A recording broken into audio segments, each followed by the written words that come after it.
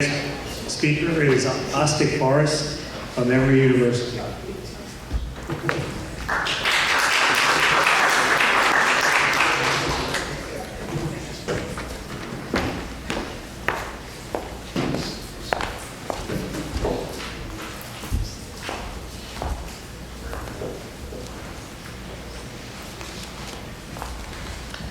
All right, so it's really good to be the last talk before lunch, so I'll try not to hold you guys here too long.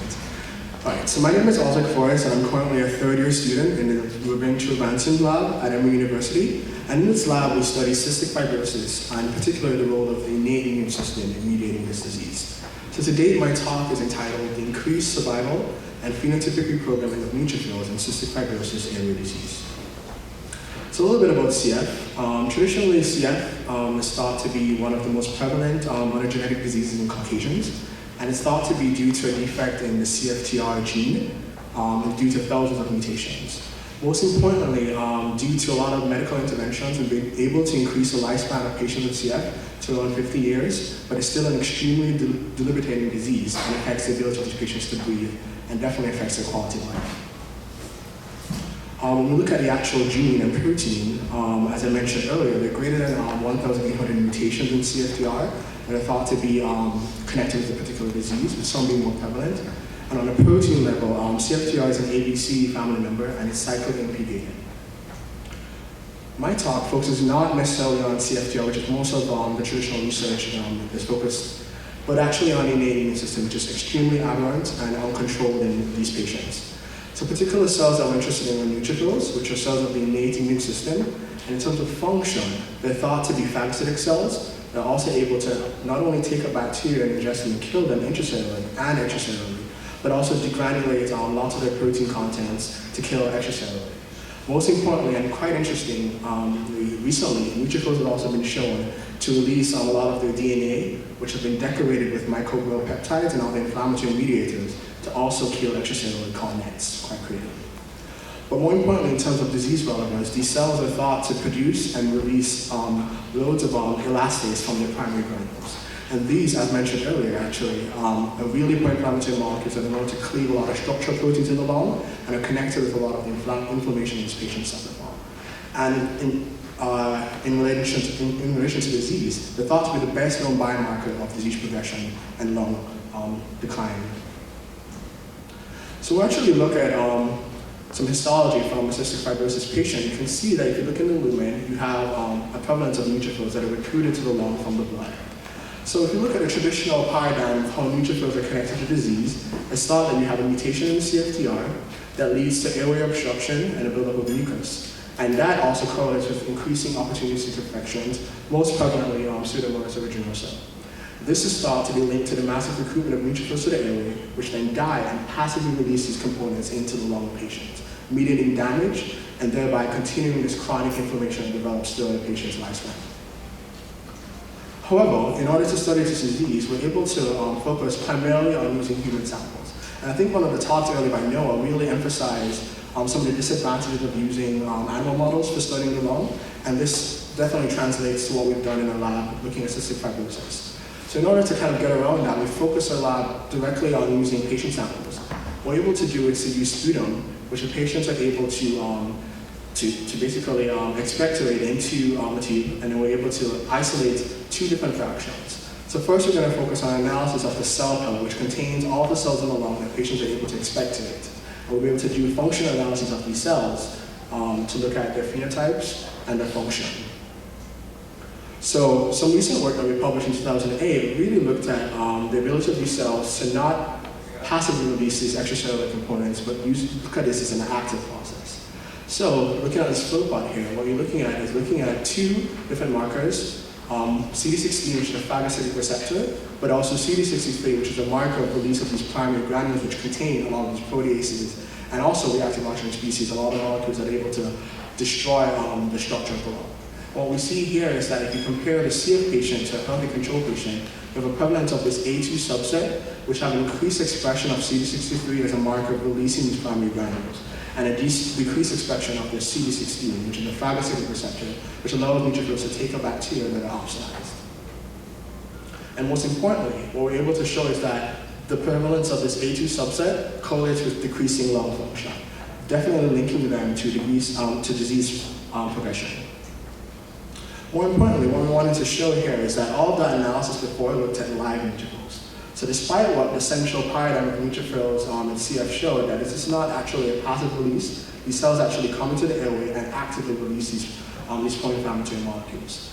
So what we then went on to do more recently is to look at metabolic signaling in these neutrophils to show that not only are they there, but they're actually quite anabolic by looking at different metabolic signaling pathways, shown here, mTOR and mCREB metabolic pathways. And what you see here is that in addition to having increased mTOR signaling, these neutrophils also have an increased expression of nutrient transporters, which show that they're actively activated in the airway of these patients with cystic fibrosis. So this is all using ex vivo analysis.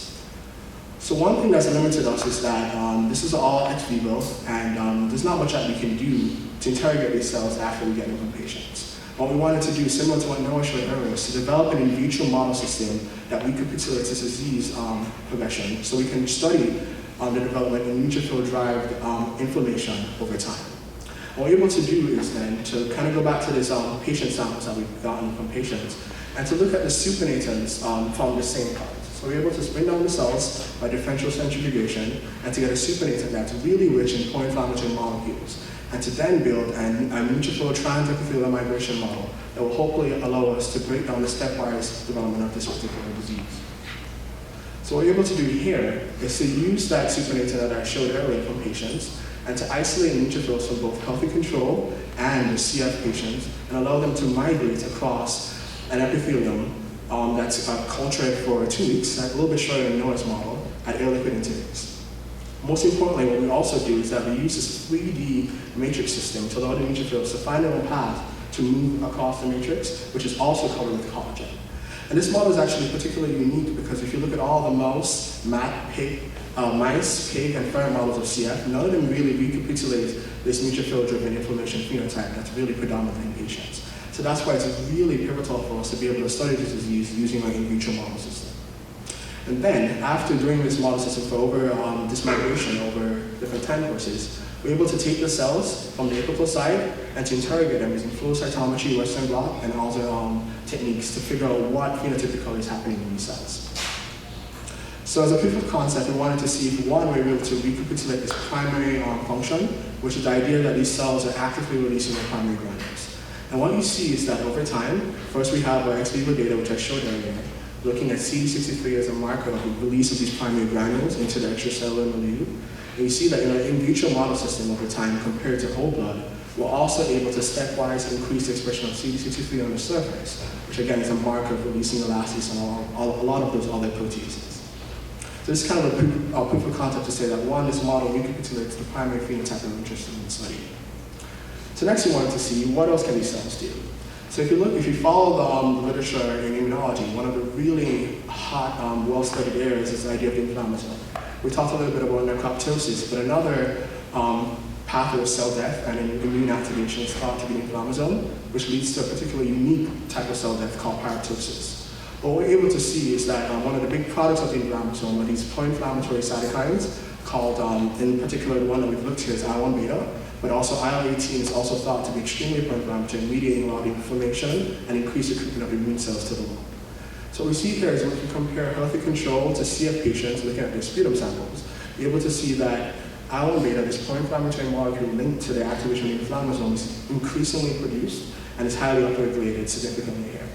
More importantly, what we're recently able to show is that unlike the central paradigm, which inflammasome was studied in monocytes and macrophages, where this pathway is linked to cell death, this is actually linked to, and it's correlated with the ability of these cells, of live cells in our sputum samples. So what you see here is when we count the number of neutrophils and look at the log 10 of IL-1 beta, we see that there's a significant correlation between the presence of these live cells and the amount of IL-1 beta that we have. So next what we want to see is that are we able to use other methods to detect the activation of the inflammasome in these cells? Another interesting probe that we're able to use is the caspase-1 activity model. And what you see is that when the inflammasome is activated, you have a cascade of proteases that are also activated that then cleave IL-1 beta, which is then released by a non-canonical pathway. And what you see here is that we're able to interrogate these live cells in patients, comparing whole blood two airway cells, and you see that these cells also have an increase at caspase-1 activity. Similarly, in our model, we're able to compare whole blood to neutrophils that have migrated for 2 and 18 hours towards the CF airway fluid, and we're also able to recapitulate this phenotype, seeing that these cells over time also upregulate caspase-1, and thereby correlate with also increased production of amyloid beta. So the next big question we wanted to see is that we know that the neutrophils are there, but we also wanted to show conclusively that one, that they're not only recruited, but they also survive in the CF lung, and especially in our in vitro model system. So what we're able to do here is to first look at the ability of these cells to be recruited compared to other known chemoattractant molecules. Particularly, we've compared CFASN, which is this airway fluid, to FMLF, another chemoattractant for neutrophils and other immune cells, IL-8, which is one of the most potent chemoattractants of neutrophils, and LTB4, another chemoattractant. And what you see here, at all of our time points in our in vitro model system, the CF airway fluid is able to robustly recruit more neutrophils than any of the other chemoattractants. But what's particularly noteworthy here is that the extent of the difference between the number of cells here increases over time. The idea that we have two phenotypes of happening. Not only are the cells are being actively recruited, but they're obviously surviving longer when in the presence of the CF airway fluid. So finally, we really wanted to tease apart the survival phenotype in neutrophils, which is actually a little controversial because they're thought to be short-lived immune cells. But here we're showing that under conditions of inflammation, that they actually live longer and are able to become metabolically reprogrammed to mediate inflammation and chronically in patients with cystic fibrosis. So what we're able to show more recently is that when we compare not only recruitment towards CF airway fluid, but also healthy airway fluid that we're able to get from patients, is that over time, the neutrophils are able to survive better when compared to the CF airway fluid. And you see at 2 hours, this difference actually, because here we have to normalize the chemoattractants present in the fluid to the healthy control airway fluid. So you see that after 2 hours, there's a lot of variability. But despite decreasing or diluting the CF airway fluid, we're still able to recapitulate this phenotype where the CF airway fluid is still able to increase the survival and presence of these neutrophils in our in vitro model system. So we believe that this is particularly groundbreaking because traditionally, when people think about how neutrophils mediate disease, they think it's a passive process that happens just by normal apoptosis, but actually more destructive cell death pathways that result in the release of all of these pro-inflammatory molecules. What we're able to show here is that when the neutrophils are recruited to the airway, they upregulate caspase-1 activity, they increasingly survive, and as shown before, they release a lot of these pro-inflammatory molecules as they excite to the pathway. And I think this is significant because as we go on to develop a lot of therapeutics, we can realize now that we can develop drugs that target these cells actively instead of thinking of them as passive mediators. What we've been able to continue to do in the lab is actually introduce a lot of anti-inflammatory drugs into a model system to determine the efficacy against neutrophils. Particularly important, a caspase-1 inhibitor that's known to inhibit inflammasome activation in monocytes in the model system, which are able to show that this is able to decrease this particular phenotype. So when we look back at the central paradigm of how neutrophils mediate cystic fibrosis, what we're able to show here is that despite what's been shown in the literature over the past 50 years, neutrophils actually don't just die by necrosis, which actually happens, without saying that this wasn't happening. But they're actually able to stay there, mediate the disease, so these cells that we see here are actually not dead. They're actively releasing these pro-inflammatory molecules, thereby mediating inflammation. That really is a big thing that patients are suffering from right now, and mediating a lot of decreased lung function that they suffer from. So that's it. I'd like to thank everyone in my lab, particularly the postdoc, Sarah Ingersoll, and my PI, William Martin. Thank you.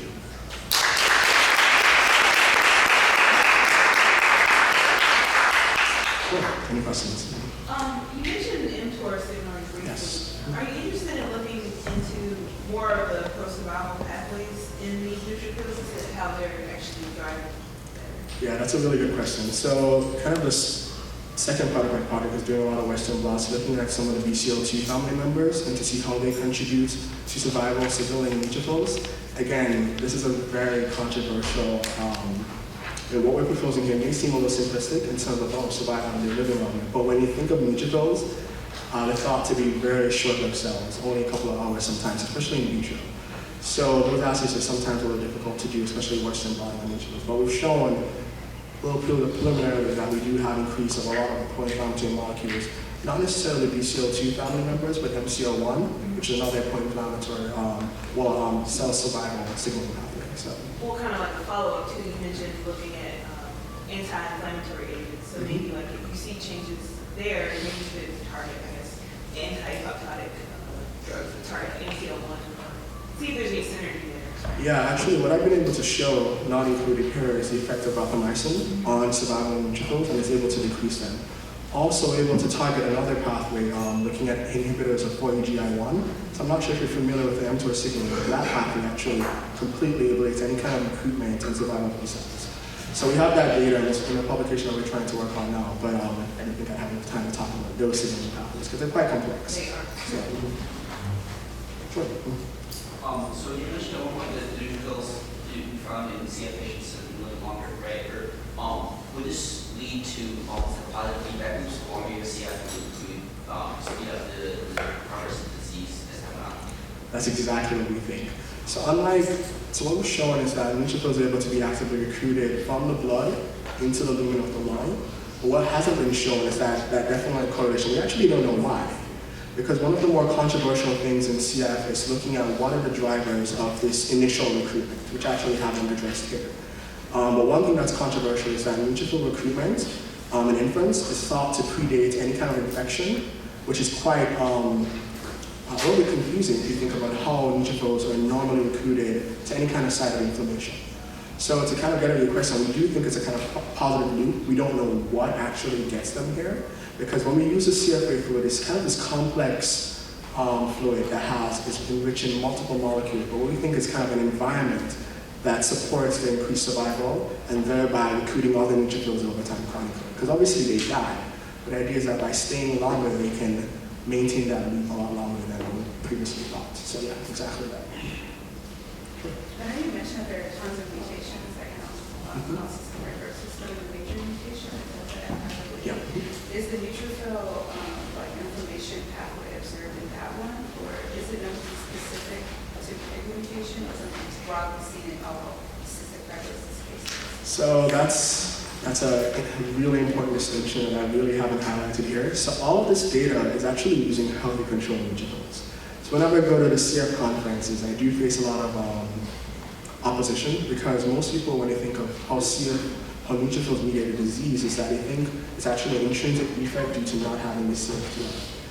But that's quite a controversial area because one, it's nearly impossible to block for CFTR in a neutrophil, and two, it's almost impossible to show functional signaling through CFTR. So to kind of get to your question, the connection between the mutation, any of the mutations, on myeloid cells, which neutrophils fall into the myeloid lineage, is still extremely inconclusive. What we've seen here is that irrespective of having a mutation in CFTR, just exposure to the fluid is able to mediate this phenotype. Whether or not having the mutation and being exposed to this fluid will exacerbate this phenotype, we're still doing experiments to show. Because when you do human studies, you really have to have a really big end and able to tease apart some of those very small contributions.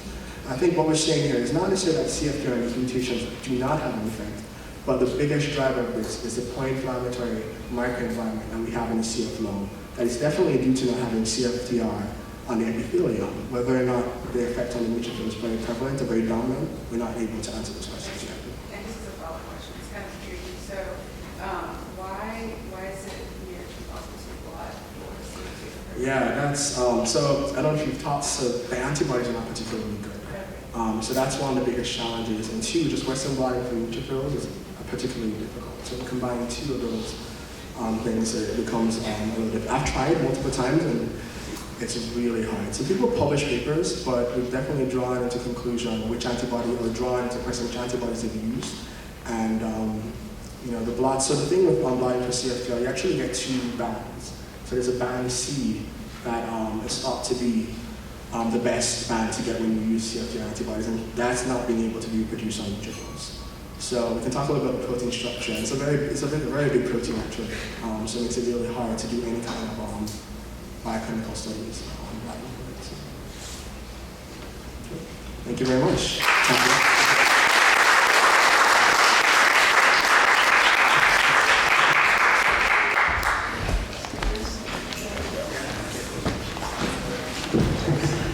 All right.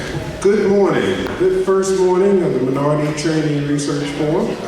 We've got, of course, 3 more days. Lunch.